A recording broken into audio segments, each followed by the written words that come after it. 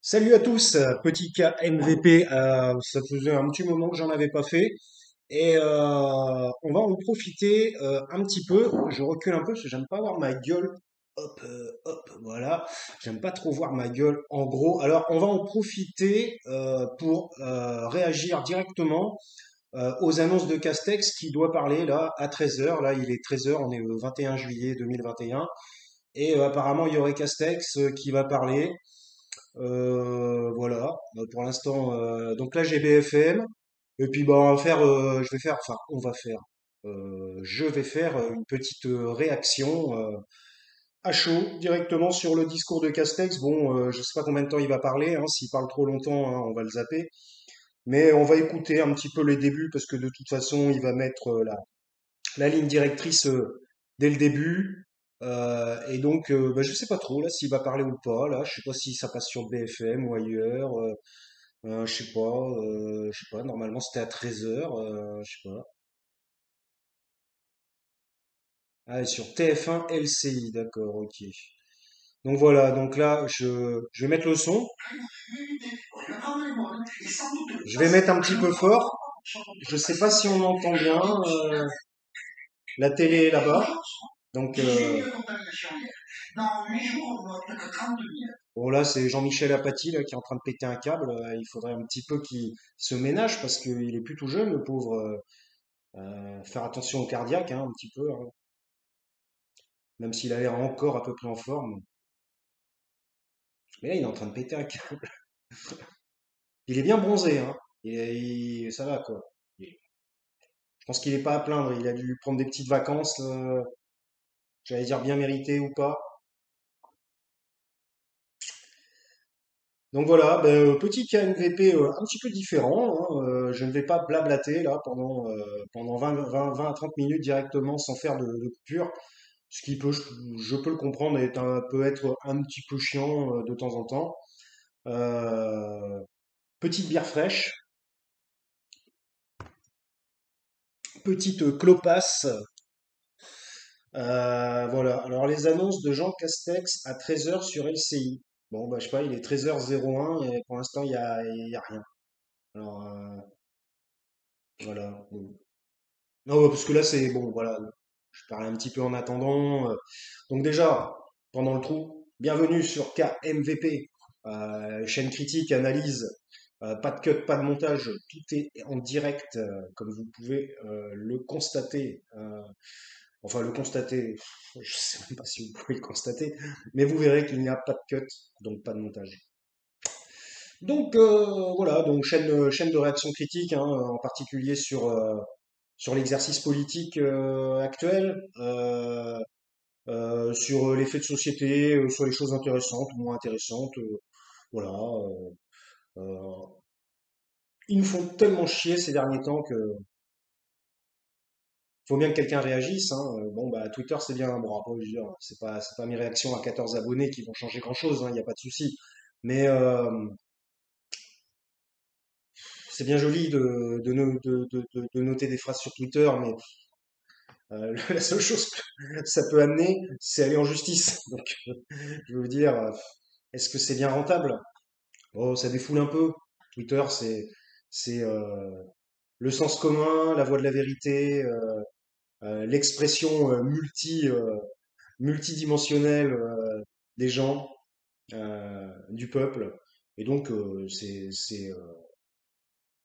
bien, quoi. Moi, je trouve ça, c'est la liberté de parole, tout simplement. Alors bon, vouloir mettre des gens en justice parce qu'ils ont notifié des choses sur Twitter qui, soi-disant, seraient répréhensibles. Je pense par exemple à l'affaire Mila, par exemple.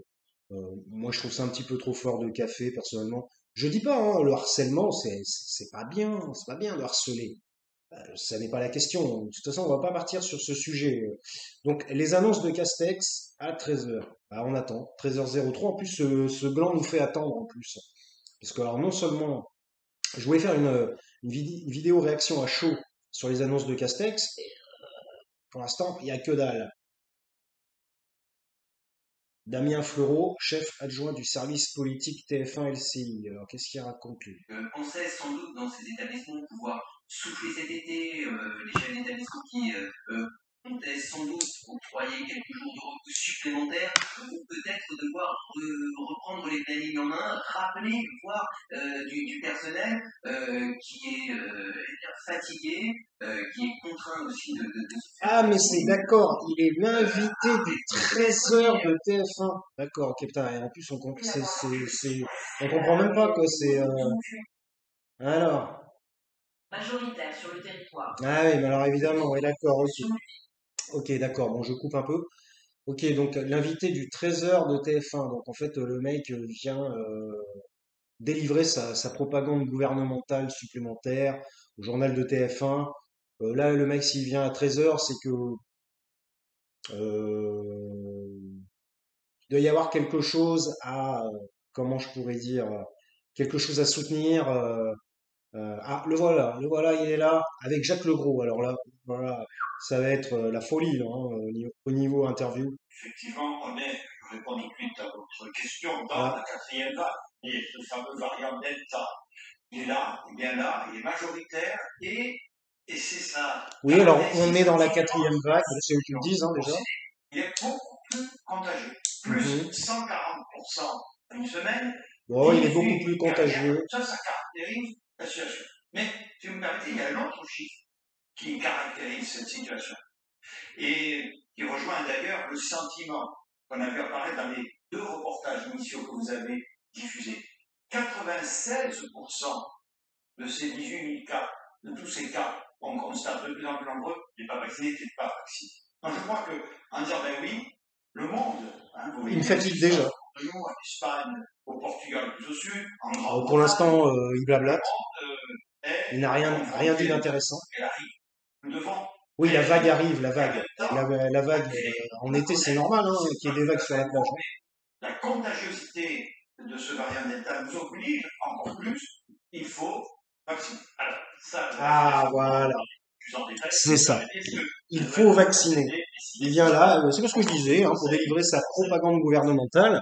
Les grands axes de la Il faut stratégie vacciner. Il fixés faut vacciner. lors de l'intervention du président de la République. Apparemment, d'après ce que je comprends, là je coupe un peu le son, d'après ce que je comprends, il vient là pour continuer le forcing sur la vaccination. Parce que, comme vous le savez, il y a des anti-vaccinations, il y a des pour-vaccinations, des anti-vaccinations, et apparemment, il vient au journal de 13h, enfin là, c'est juste le début, hein, il vient au journal de 13h pour confirmer que la vaccination doit être faite et pour inciter, on va dire, voilà, c'est ça. Difficile de trouver les mots là en plus en duplex avec Jean Castex, pour inciter les gens à se vacciner. Euh, euh, on en parlera après, hein, un petit peu. Le Conseil constitutionnel, une fois que le texte aura été voté, puisqu'il y a des Je me interrogations refais une sur petite clope. les libertés, etc. Donc, je trouve qu'il faut que ça soit très propre et validé par notre instance Ah suprême. oui, il faut que ça soit propre, oui, bien sûr. Je Validé l'espère. par votre instance suprême. Je reviens à votre question, pardonnez-moi. Alors Donc, que toutes les dans lois les départements, qui évidemment, sortent passent à chaque fois. rester sans agir, et donc dans ceux des départements, Restez sans agir, hein, putain, s'ils agissent pas, je sais pas ce qu'ils font, hein. départements, c'est le cas notamment des Pyrénées-Orientales ou de la Haute-Corse, Ouais. notamment les préfets ont pris un certain nombre de dispositions pour faire face à cette situation. Ce qui veut dire que vous allez repousser un certain nombre de décisions pour faire les préfets. Ah, C'est le cas aujourd'hui, ça n'est pas nouveau. Ça n'est pas nouveau. ah, les préfets, les bons petits. Qui sont, en fait, la deuxième. Alors, désolé hein, pour les personnes qui occuperaient les fonctions de préfet. Enfin, je pense pas qu'il y en ait qui me regardent hein, de toute façon. Des bons petits toutous qui font exactement ce qu'on leur dise. Quand on les siffle, ils arrivent, et quand on leur dit d'aller plus loin, ils vont plus loin. Organisé, soit on prend des mesures nationales. Et toute la stratégie, j'insiste, Ah, les pour préfets, les préfets. éviter D'ailleurs, un préfet, c'est quoi? C'est un préfet de police, ça s'appelle. Donc, on est encore dans un ordre de type répressif, puisque la police, à part la répression, surtout sous le gouvernement Macron, je ne vois pas trop ce qu'ils font. La prévention, pas trop. Territoriale plutôt que nationale. C'est quoi ces mesures? Alors, les mesures de freinage, c'est le port du masque. Ouais, le port du masque. Ah Ah, ouais, les mesures de freinage, c'est le port du masque. Ah ouais, d'accord, ok. Ça fait un an, un an et demi qu'on doit porter les masques. Et il faut quand même signaler que c'est eux qui avaient dit que les masques ne servaient à rien en mars 2020, hein. Le reste du public, je pense, au restaurant, à partir de 23 heures, ce sont des mesures qu'on connaît, que les Françaises et les Français connaissent, mais que nous adaptons à la réalité des situations. Le couvre-feu peut-il s'étendre à d'autres lieux? Alors, ne parlons pas de couvre-feu, si vous voulez, parce que le couvre-feu... Ah ouais, tout ferme à 23 heures, mais enfin dans certains endroits qui sont surcontaminés apparemment, d'après ce qu'ils disent. Mais là, il dit, ah non, non, ne parlez pas de couvre-feu. Il faut pas le dire. Tout ferme à 23 heures. Vous n'avez plus le droit de rien faire et vous n'avez pas le droit de boire de l'alcool sur la voie publique. Donc en gros, qu'est-ce que vous faites à 23 heures? Vous avez juste le droit de vous balader avec un verre d'eau. C'est tout. Donc en gros, profiter, s'amuser, s'éclater un petit peu, boire un coup avec des amis. Non, ça c'est interdit. Dehors. C'est interdit. Lassitude de nos concitoyens. Mais ça n'est pas un couvre-feu. Non. Maîtriser cette flambée épidémique. Est-ce que vous pourrez rassurer ceux qui vont partir en vacances? Est-ce qu'il y a un risque sur les vacances? Oui ou non? Je ne peux pas vous faire de réponse catégorique. Moi, mon seul objectif, c'est que nous nous donnions ensemble tous les moyens. Ouais, tous les moyens, bah ça va, les moyens, ils les ont, hein. Il y a une flambée épidémique. On a une partie très forte de la solution. Il faut qu'ensemble, nous la mettions en œuvre. À propos du pass sanitaire, J'espère que vous entendez, parce que si le son n'est pas assez fort. serait exempté jusqu'au 30 août, et puis les députés ont voté un report à la fin du mois de septembre. Oui, ils ne vous ont pas suivi. Bon, nous n'avons pas, nous aurions préféré le faire entrer en vigueur, vous l'avez dit, fin août. Néanmoins, pourquoi ce report? D'un mot.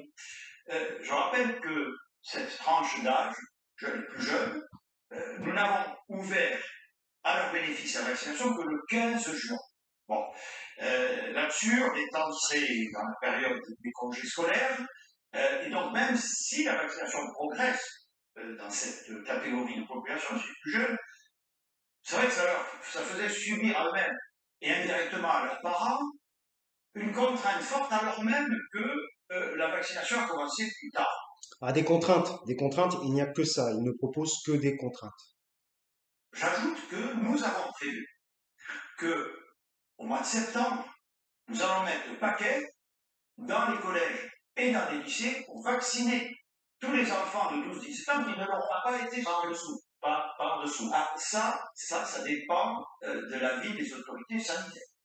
Ah bon, alors donc voilà, ils ont décidé de faire vacciner tous les 12-17 ans quand ils vont rentrer à l'école. Comme ça, eh bien, la vaccination sera obligatoirement faite, puisque 95% sont scolarisés à cet âge-là. Donc la vaccination sera... C'est une forme encore de passage par les côtés, en quelque sorte, enfin voilà, vous avez compris, pour obliger une tranche d'âge à être vaccinée, même contre l'avis des parents, par exemple. Notamment à Bordeaux, est-ce que vous envisagez de fermer les boîtes de nuit sportives? Vous m'interrogiez tout à l'heure sur... Allez, ils veulent refermer les boîtes de nuit. Les mecs, ils ont même pas ouvert encore. Ça fait 1 an et demi, ils étaient complètement fermés. Et ils ont à peine réouvert pendant 15 jours. Et là, maintenant, ils parlent déjà de refermer. De ces mesures, la façon dont c'est contrôlé. Je rappelle quand même à toutes celles et ceux qui nous écoutent que les 2 tiers des boîtes de nuit n'ont pas rouvert. Les 2 tiers des boîtes de nuit. Voilà, c'est ce que je viens de dire. C'est que ce sont les endroits où, effectivement, compte tenu des activités qui s'y déroulent, la circulation virale a tendance à être la plus forte. Suivant les actions qui s'y déroulent, la situation virale a tendance à être plus forte dans les boîtes de nuit. Ah, mais c'est sûr que la transpiration, se rouler des pelles, se frotter et être à 150 dans 25 mètres carrés, il fait hyper chaud. Il est clair que bon, ça peut effectivement favoriser un développement viral. Merci de nous le dire, Jean Castex. Et depuis mars 2020 que dure cette épidémie, je crois qu'on est dans les 3 pays au monde qui ont permis à ces enfants d'aller le plus possible à l'école, au collège, au lycée. Ah, On ouais. ne va pas dire maintenant, si vous n'êtes pas vacciné, d'autant que certains ne peuvent rien, s'ils ne sont pas encore vaccinés, on va vous priver des cours. Ah, le mec là, il sort carrément l'inverse des propositions d'avant. Là, il dit, ah non, mais nous, on a laissé les écoles ouvertes. on est bon, on est gentil, on est sympa, quoi, d'avoir laissé les écoles ouvertes. Donc, on ne va pas interdire à des non-vaccinés d'aller à l'école. Bah oui, évidemment, parce que ça n'irait pas du tout dans le sens de leur politique. Leur politique qui est quoi? Qui est va bosser, va à l'école, va trimer, et le reste, ferme ta gueule. Mais c'est aussi le moyen de laisser ouvert le plus possible des lieux qui, sans passe sanitaire, et alors que l'épidémie flambe, auraient pu être fermés. Et les bars, restaurants, que le gros sont au centre, tout ça, puisque comme vous le savez, l'arme du masque n'y est pas utilisable. Bon. Donc, L'arme du je masque. dis à tous les restaurateurs, les cafetiers, aidez-nous à réussir cette phase, parce que Mais oui, aidez-nous, aidez-nous. Non, mais c'est vrai que. Non, mais là, ils sont complètement à la rue, là. Ils demandent carrément l'aide de la population. Ils sont, ah non, aidez-nous, non, mais nous, on prend toutes les mesures possibles et le virus, il continue. Aidez-nous, nous, on peut plus rien faire de mieux. On est tellement au top niveau de la sécurité pour les Français. en fonction à la fois de la situation sanitaire et de l'état des concerts. Donc, nous voulons réussir le pass sanitaire dans les établissements recevant du public, dont les cafés et restaurants que vous venez d'indiquer. Donc, ce qui a été décidé, c'est que on va faire peser sur les responsables de ces établissements recevant du public, cafetiers et restaurateurs, la vérification, on l'a vu dans votre reportage sur le cinéma, je crois, la vérification que la personne a bien son pass sanitaire. En revanche, tout ce qui a trait à l'identité de la personne, on dit si la personne fraude, ça, ce seront les contrôles de deuxième niveau. C'est une évolution importante. Et systématique ou pas? Aléatoire, les contrôles de police seront aléatoires. Autant les contrôles, bien sûr, qui sont prévus par la loi. Qui C'est seront quoi des contrôles de police aléatoires? dit par le législateur. Donc l'idée, on clarifie. Ah oui, pour les établissements. Oui, non, mais je croyais qu'il parlait encore des gens, de la population. Non, parce que du style, vous promenez dans la rue, un policier arrive, bonjour, je viens contrôler si vous avez le pass sanitaire. Pardon.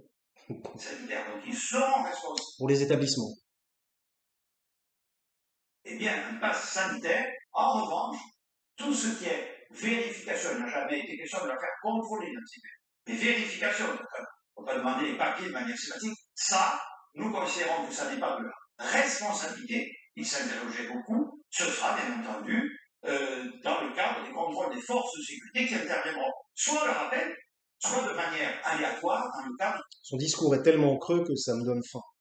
de tolérance. Alors oui, ça aussi, l'excellent porte-parole l'a déjà dit, on est, je crois, il faut expliquer à nos concitoyens que nous sommes fermes sur les principes parce que il en va de notre sécurité sanitaire et pragmatique dans la mise en œuvre. Donc, pour ceux des établissements qui ont commencé Pragmatique dans la mise en œuvre. En fait, il demande aux établissements de tout contrôler à leur place. une semaine, 8 jours, où le temps est à la pédagogie. Et après, Une semaine de pédagogie, et après, pampan cucu. seront concernés par le pass sanitaire une fois que la loi aura été publiée, pareil, une semaine. Et d'ici là, j'ai demandé pour les centres commerciaux, pour C'est vraiment le père Fouettard, lui. Hein. Il n'a pas été choisi pour rien par Macron. Pour remplacer l'autre inutile, Édouard Philippe. si ça donc c'est notre intérêt collectif que ça marche. Collectif. Ah bah ouais, c'est notre intérêt collectif. Ah bah ouais, tu m'étonnes parce que effectivement, si le virus continue à progresser, il continue à faire des règles et des lois liberticides. Donc effectivement, intérêt collectif. Mais c'est surtout pour nous là, hein, parce que eux, ça serait bien de tous les contrôler eux aussi, savoir ce qu'ils font. Charlet et Mickaël. Je suis vacciné parce que j'en vois pas l'utilité longtemps, parce que je suis jeune et que je suis pas vraiment passé à risque. Donc, attention. Oh, désolé, ça risque d'être long puisqu'on suit le journal de TF1 en même temps, journal que je ne regarde quasiment jamais. Hein. La plupart des vaccins, ils prennent du temps à les fabriquer, et là, quelques semaines, quelques mois, ils ont été fabriqués. Voilà, donc là, c'est les gens qui sont qui doutent du vaccin, de la vaccination, là, qu'ils interviewent. Le fait que les personnes qui se côtoient, plus ou moins intimement, se posent la question de savoir si un tel ou un tel est vacciné, c'est une atteinte à la vie privée. Pas concerné, pas Ah. confiant. Donc qu'est-ce qu'il va répondre sur les atteintes à la vie privée? quand même de commencer à m'adresser à celles et ceux qui veulent se faire vacciner. Quand même, il faudra bien comprendre. Bien entendu, On va les retrouver bien dans entendu, cet après-midi. bien entendu, nous allons tout faire pour les convaincre. Mais Bon, j'espère que vous entendez en même temps, autrement. le 12 juillet dernier, il y a eu plus de 3 millions de demandes de rendez-vous supplémentaires. Donc il y a quand même, c'est vrai que ça avait pas mal ralenti en juin, Mais c'est la partie et là c'est reparti. Et ce que je veux bien leur dire, parce que certains me disent, mais non, mais oui, mais on veut se faire vacciner. C'est le geste qu'il vient de faire.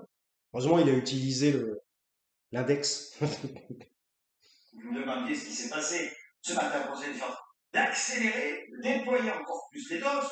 J'en profite pour donner un petit coup de chapeau parce qu'il ne suffit pas d'avoir les doses, il faut aussi tous ces centres de vaccination, tous ces agents, tous ces bénévoles, les maires, les médecins, Les bénévoles, en pompiers, les agents d'assurance maladie, enfin, tous ceux qui sont sur le pont depuis des mois et des mois pour faire ça. Donc, je vous dis, d'ici, dans les 15 jours qui viennent, on va ouvrir 5 millions de rendez-vous.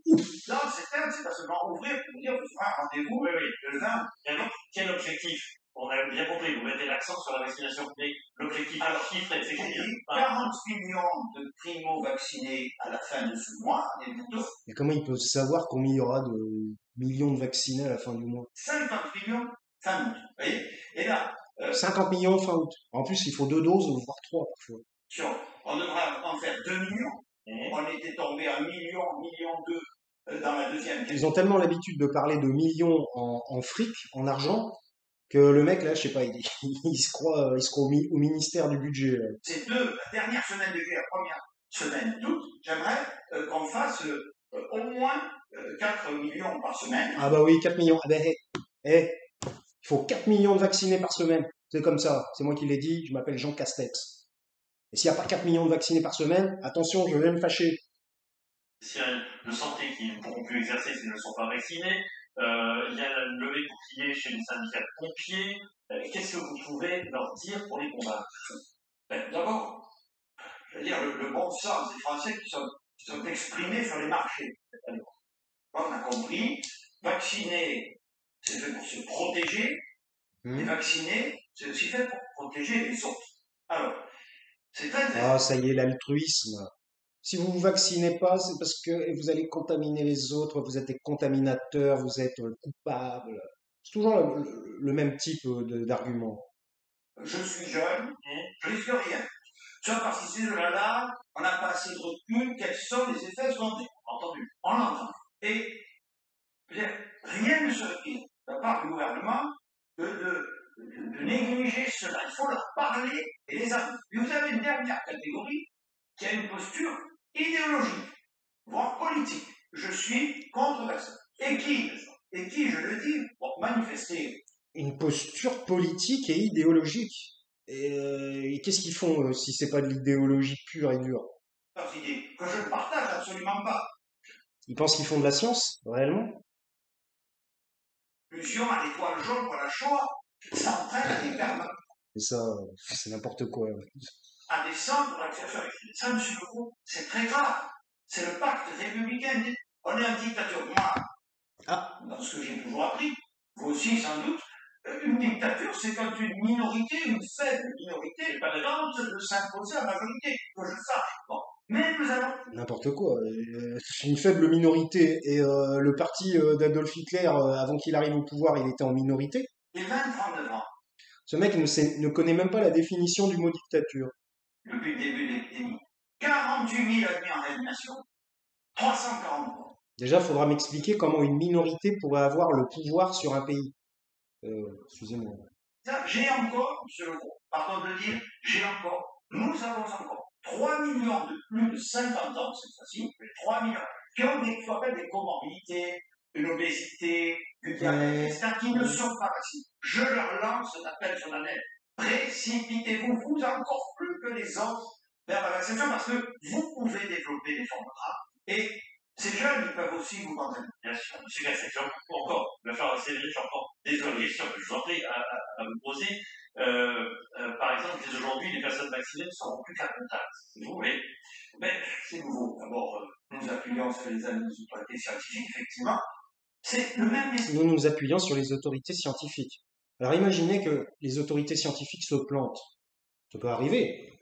La science, c'est comme ça qu'elle progresse, c'est par des erreurs. Et la modification de ces erreurs par la suite. Euh, c'est ça la science.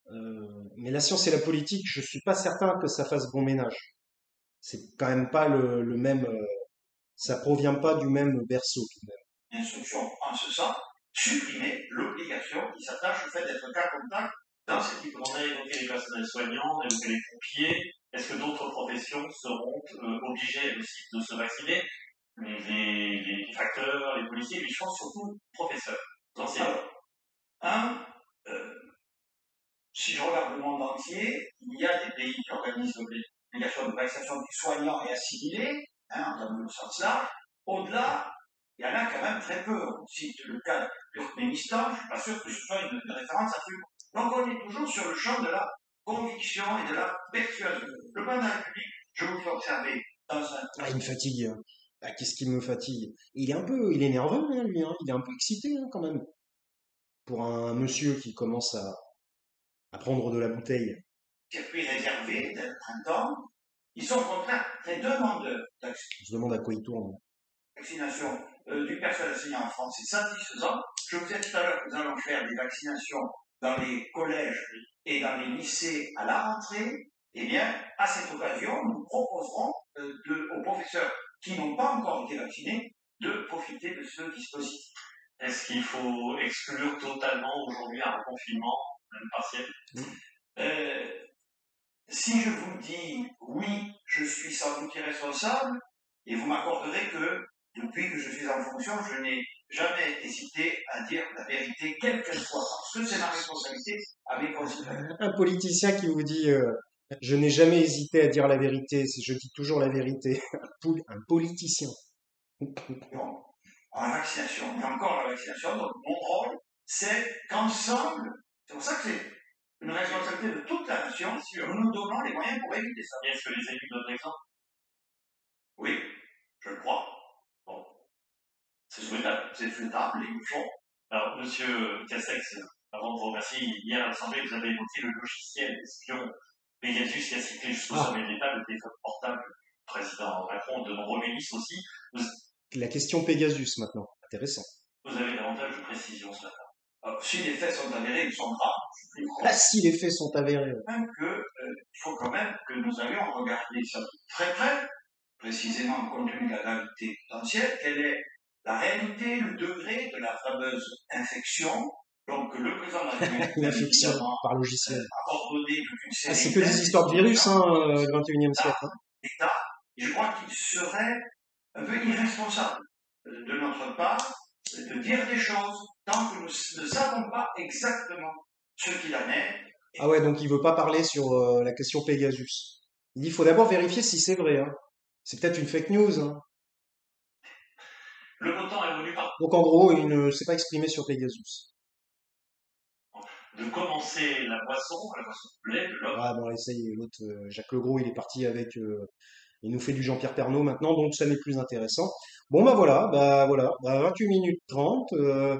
Je vais pas débriefer, hein, j'ai commenté, j'ai fait des petites phrases de commentaires en direct. Euh, je vais peut-être prendre 5 minutes quand même pour faire une petite conclusion, parce que peut-être que la vidéo n'est pas très très intéressante, ce que je peux comprendre, je vous le concède, il n'y a pas de souci. Bon, après, moi, mon but n'est pas non plus d'avoir des millions de vues, hein. Bon, si ça pouvait arriver, ça serait bien. Mais bon, après, enfin, surtout que c'est une chaîne critique.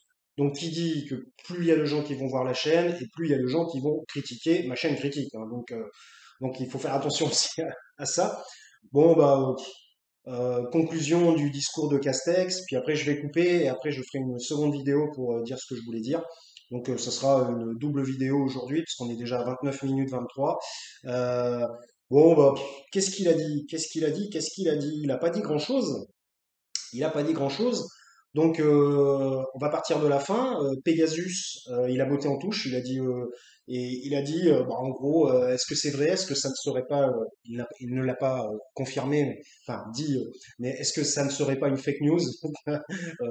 Non, je pense que c'est assez fat en quelque sorte enfin voilà, ça n'est pas une fake news selon moi, c'est bel et bien réel et ça ne m'étonne pas on sait très bien qu'il y a énormément d'espionnage des services d'État de tous les pays maintenant, parce que bah, avec Internet qui s'est propagé mondialement maintenant, même certaines personnes au Bangladesh ont Internet. Donc, Internet, on rentre dans l'intimité des gens, dans la vie privée des gens, et donc ils n'ont pas pu résister, les États n'ont pas pu résister à aller espionner les gens parce que c'est une perversion, hein, l'espionnage, c'est une forme de perversion. Comment ça s'appelle? Il y a l'exhibitionnisme et il y a les voyeurs, en quelque sorte. Dans le complexe voyeurisme-exhibitionnisme, eh bien, c'est une dualité, et donc c'est considéré en psychologie comme une perversion. Hein. Bon, c'est pas une haute perversion, mais c'est considéré comme une perversion. Et donc, bon, évidemment, à partir du moment aussi où il y a des gens qui s'exhibent sur Internet, eh ben, il y a des gens qui voient. Mais bon, Internet, le problème, c'est que tout le monde ne cherche pas à s'exhiber. Moi, par exemple, là, je m'exhibe, il n'y a pas de souci. Donc, si les gens voient et critiquent, c'est aussi de leur droit de le faire. J'accepte. Mais concernant les gens qui ne s'exhibent pas sur Internet, on sait très bien que ce sont les caches, les cookies, les logiciels espions. On n'a pas demandé à être espionné. Enfin, certaines personnes n'ont pas demandé à être espionnées, et pourtant le sont tout de même. Donc, c'est une perversion. euh, c'est quand même beaucoup plus grave à ce niveau-là. Donc, écoutez, non, je vais continuer un petit peu parce que bon, j'ai rien dit sur Castex. De toute façon, il n'a rien annoncé. En fait, pour résumer, le résumé de son discours, c'est nous allons continuer à essayer de forcer les gens, en fait, c'est à peu près ça, à se vacciner. Voilà, c'est-à-dire que tous les moyens vont être utilisés pour faire vacciner ceux qui refusent de se faire vacciner, ou ceux qui ont des doutes, ou ceux qui vont un peu à reculons, ou ceux qui prennent leur temps, ainsi de suite. Moi, je fais partie des gens qui prennent leur temps. Je ne suis ni pour ni contre. J'ai une forme de neutralité par rapport à ça. Je pense que c'est bien pour certaines choses et je pense que c'est mauvais pour d'autres. Voilà, donc j'expliquerai peut-être dans la seconde vidéo parce qu'on est à 32 minutes. Donc si vous voulez, les annonces de Castex, elles étaient creuses, elles étaient vides. Voilà. Qu'est-ce qu'il a annoncé? Il a annoncé en gros qu'ils vont faire des contrôles et des vérifications supplémentaires et qu'ils vont à la rentrée, étant donné que l'école brasse énormément de monde, et qu'ils vont en gros faire la vaccination obligatoire à l'école. Donc comme ça, les gens enfin bon, vous avez compris, hein, les gens qui ne seraient pas vaccinés vont être obligés de se vacciner en allant à l'école, en particulier les 12-17 ans, évidemment, à se demander s'ils vont pas proposer les vaccins aux parents quand ils amènent les gamins en même temps. Enfin bon, à 12-17 ans, on n'amène pas forcément son gamin directement à l'école, mais à se demander si ça va pas être fait par la suite, par exemple pour la primaire, ou je ne sais quoi. Enfin, je voudrais pas leur donner des idées supplémentaires pour forcer les gens. Enfin bref. Et imaginez par exemple, pour l'instant, comme je disais, moi je suis un peu douteux, on va dire.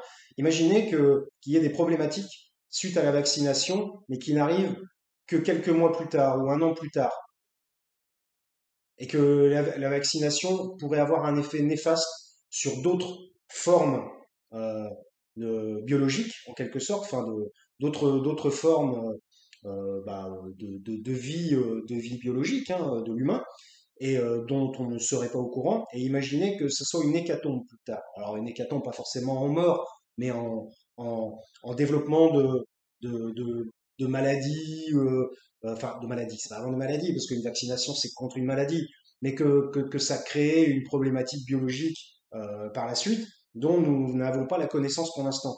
Et là, après, qu'est-ce qu'ils diraient? Ils auraient forcé tout le monde.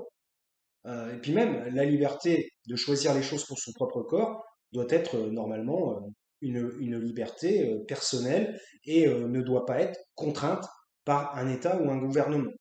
Voilà, bon, je termine cette vidéo-là et je vais en enclencher une autre sur la suite des choses euh, complètement délirantes qui se passent dans le monde, en particulier au niveau climatique, écologique. On a quasiment un début de déluge hein, qui est en train de se propager un peu partout. Je vous remercie de m'avoir plus ou moins écouté et d'avoir non pas écouté Mr. Castex. On pourrait l'appeler casse-couille, lui, hein, parce que alors lui, c'est un peu le bourrin qui vient taper le clou et enfoncer le clou derrière ceux qui ont posé les pointes, en quelque sorte. Bon, voilà, je vous remercie. C'était KMVP, petit KMVP, pas forcément très intéressant, je le reconnais. Mais en tout cas, si vous soutenez l'esprit critique, eh bien, abonnez-vous. Et puis, bah, je vous dis à bientôt.